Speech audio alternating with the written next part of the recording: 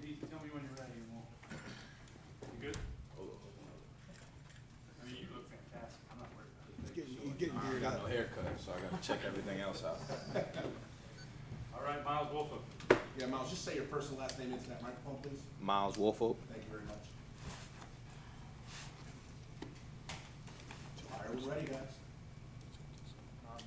What do you think is most important for defense in particular to keep Appalachian State out of the end zone? To keep App State out of the end zone, I would say the most important thing is to have high energy, fly around all day. They're a fast team. They're a very fast offense, so we have to fly around and be able to run with them. How was practice after the after the loss Monday, Tuesday? It was good. I mean, we came in. You know, everybody was a little bummed out right after the game, but it's next week, so it's time to worry about App State. You know, Wake Forest is over, and we can't dwell on the past anymore. So now we got to worry about this week. What were some main things that the staff can be keyed in on today to kind of work to get better? Energy. Just making sure we had high energy. Sometimes in the game versus Wake Forest, you can notice we were a little flat, I would say. They make sure we had high energy at practice, made sure everybody was moving around, flying around like we're supposed to be doing. Did you notice a difference in how you guys are responding to a loss this week as opposed to losses a year ago? I'd say it was a small difference. Just the way how fast everybody let go of it. I would say maybe last year, sometimes we talked about it a little too much, and it's just something you got to move on from. It's over with. It's the new week. So this year, I think we let go of it pretty fast, and it's time to work on App State. Do you find it's easier to clear your mind and move forward and prepare for the next opponent when nothing's lingering? I mean, I wouldn't say easier. As a competitor, it's hard to deal with a loss.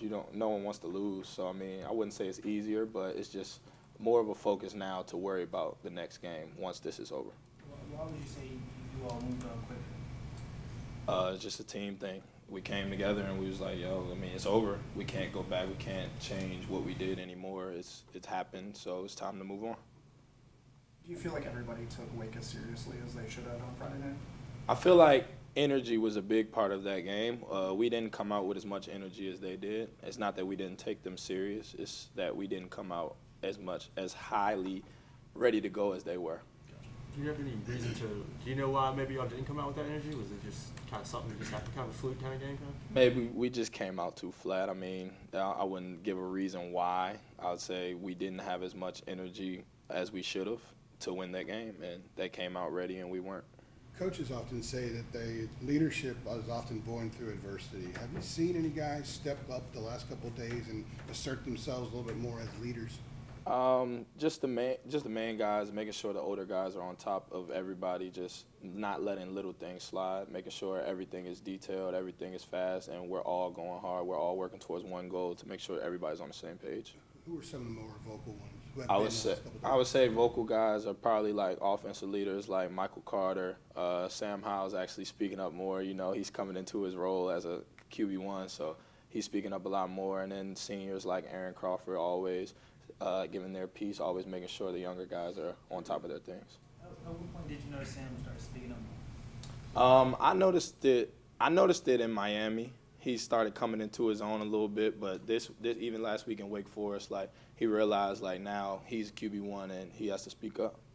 How important is it that he do that? You know, even as a young guy, but getting commanding the respect of everyone in that room. I'd say it's very important because the opponent doesn't care about your age.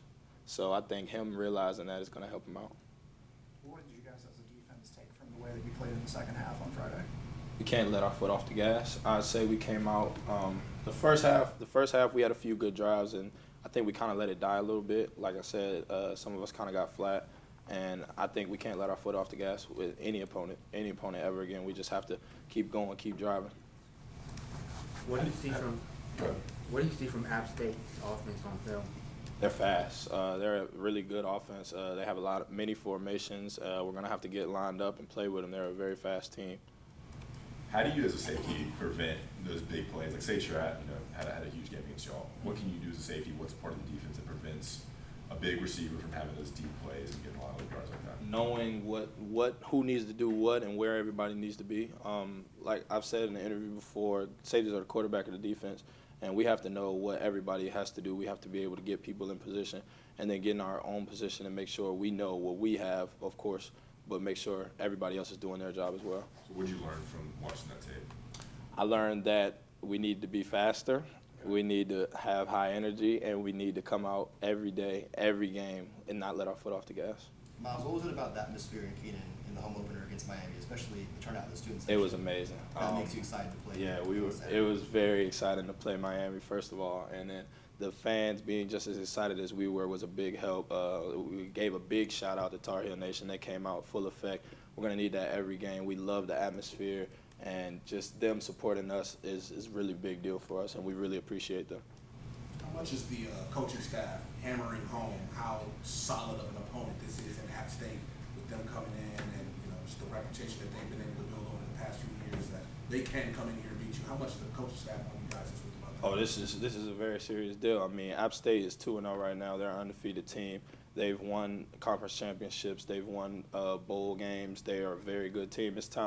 This is not a team that we can take lightly. They're very good. Their offense is very fast and effective. Their defense is very good. I haven't watched much defense, but their offense is very good, and we're going to have to prepare for them like they're any good team. Like any good team, you got to prepare for. All right. One more question. How much is it an emphasis among the defensive backs and maybe even linebackers for somebody to get that turnover? Big emphasis.